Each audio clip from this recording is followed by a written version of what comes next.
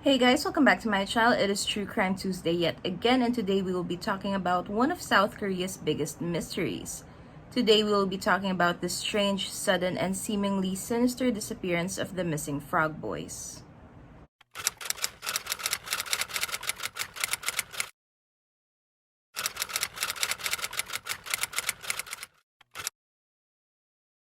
Also, before we start this video, I just want to let you guys know that there is currently a tropical storm here in the Philippines, so if you can hear the rain, I am very sorry about that.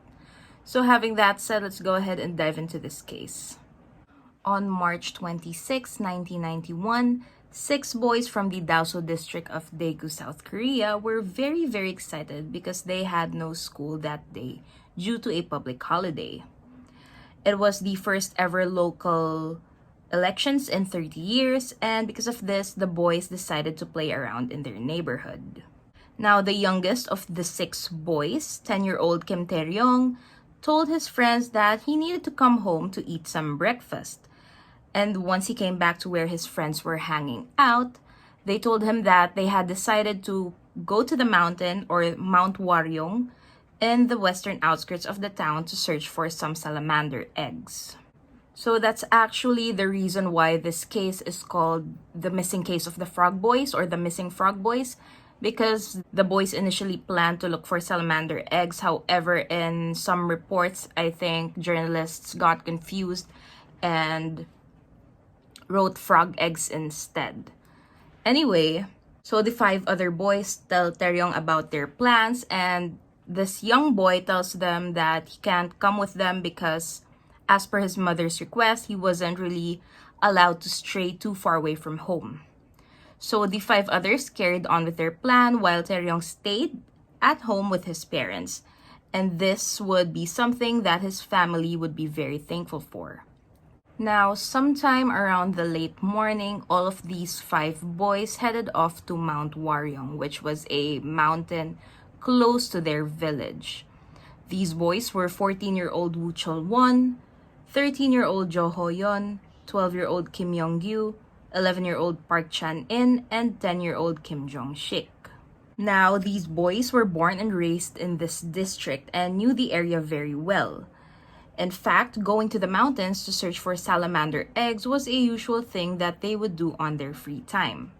However, as the sun began to set, the boys' parents began to worry as the boys hadn't returned yet. And this was very out of character for these 5 boys, as they knew that they needed to be home before sundown. When nighttime came, the parents checked on each other, asking if they had seen the boys, soon finding out that none of them had seen or heard from the boys since they left in the morning earlier that day. And this is when they all decided to call the police and report these boys as missing. A massive manhunt was ordered by then-President Roh Tae-woo, and this became such a huge case that he enlisted over 300,000 police officers and military troops to help look for these missing boys. Now, aside from this, the parents themselves took time off work to help with the search, and thousands of volunteers also joined in. The fathers of all 5 boys also quit their jobs in order to focus on the search. Weeks went by and still no news. Weeks then turned into months, and months into years, but there was no suspect nor evidence ever found. Now, over the years, the entirety of Mount Waryong was searched over 500 times, and none of these search and rescue operations ever came out with a positive outcome. It seemed like the boys just vanished into thin air and were nowhere to be found until September 26, 2002. More than 11 years after they had first gone missing. An anonymous call was made to the authorities reporting that possible human remains have been discovered in Mount Waryong.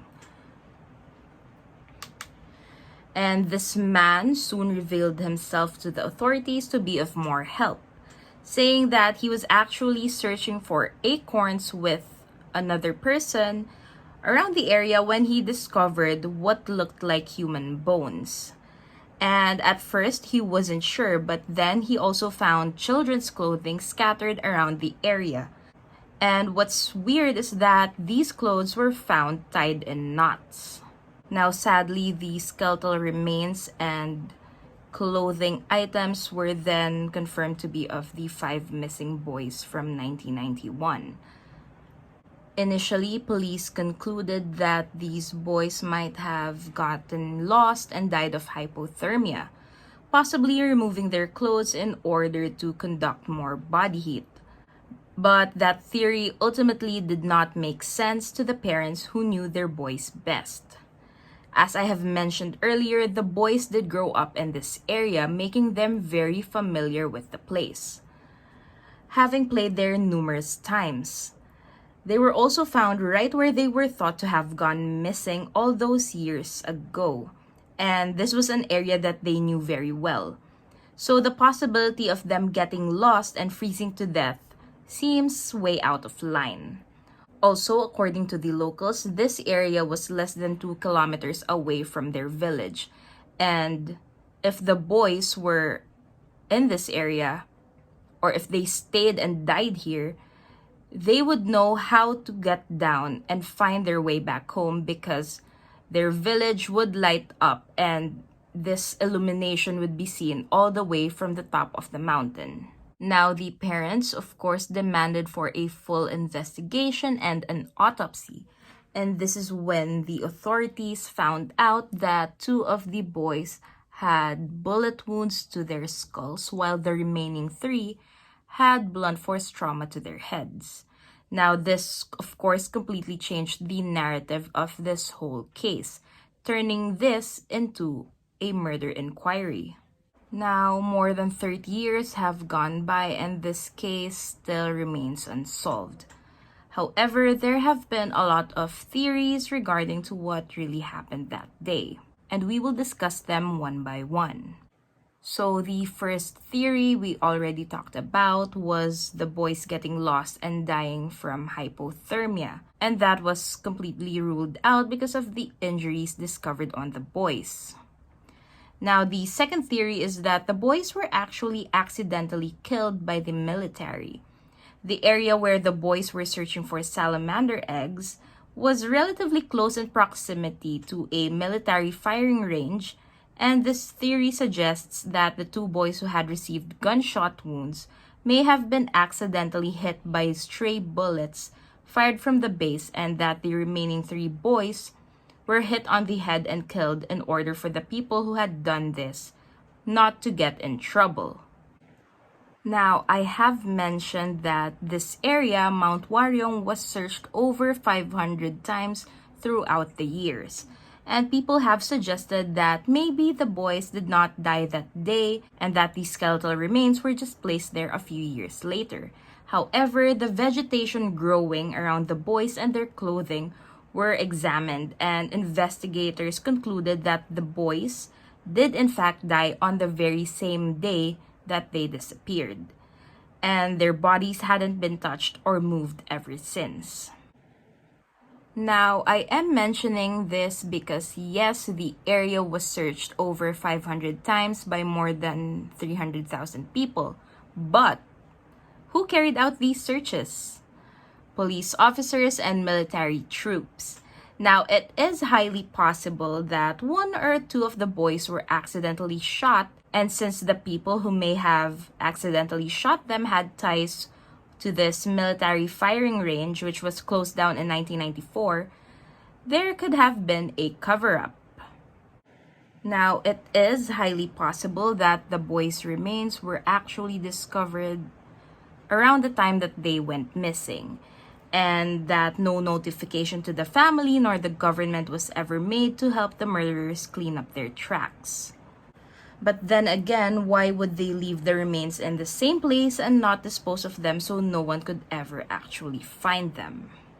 And based on records, there were also no shooting practice done in the firing range that day because of the local elections. As I've mentioned in the beginning of the video, the boys did not have class that day due to a public holiday.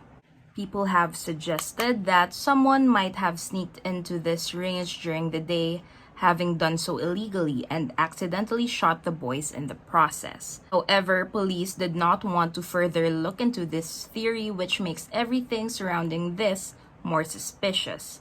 Now, the third theory is that the boys were actually killed by someone who had a background in industrial work. And this was theorized because of the way the boys' clothes were tied. Based on the knots used and how intricate they were, it was a huge possibility. However, this was also a dead end. Another theory was brought forward by criminal psychologist Kim Won, saying that one of the boys' fathers actually committed the crime. But this was also debunked right away, and this actually angered the public. Now, the authorities were actually able to gather more than 500 leads. However, the investigation still led to nowhere. An anonymous call by a man claiming that he had abducted the kids also caught the attention of the authorities. Now, this man demanded for a huge sum of money for ransom. He told the parents that the boys were living under very poor conditions and 2 out of the 5 were currently severely ill. This man told the parents where he wanted to meet up, but never showed up nor contacted any of them ever again. It turns out that this was nothing but a very evil prank call. In 2006, the statute of limitations on this case expired, meaning that whoever was found guilty won't be held accountable anymore, even if he was caught. However, in 2015, thankfully, the National Assembly ordered for the statute of limitations on first-degree murder to be removed, opening the possibility of criminal charges being filed should the perpetrator be found. In 2019, a documentary entitled In Search of the Frog Boys was released on Netflix, and it featured all of the fathers of the 5 boys. Now, they voiced out their thoughts and dismay on how this case was handled. All they wish is for them to finally find justice and the truth before they die. And it is very, very sad, especially if you watch this documentary. The fathers, they look tired and they seem so restless even after all of these years. As I have mentioned, more than 30 years have gone by and still we don't know what happened to these poor boys. Someone knows for sure, and I hope that one day we find out what happened and who did it. And yeah, I guess that's where I'll end today's video. Thank you so much for listening to the boys' story. If there are any other cases that you would like for me to cover on this channel, please let me know by leaving a comment down below. And I'll see you guys on my next video.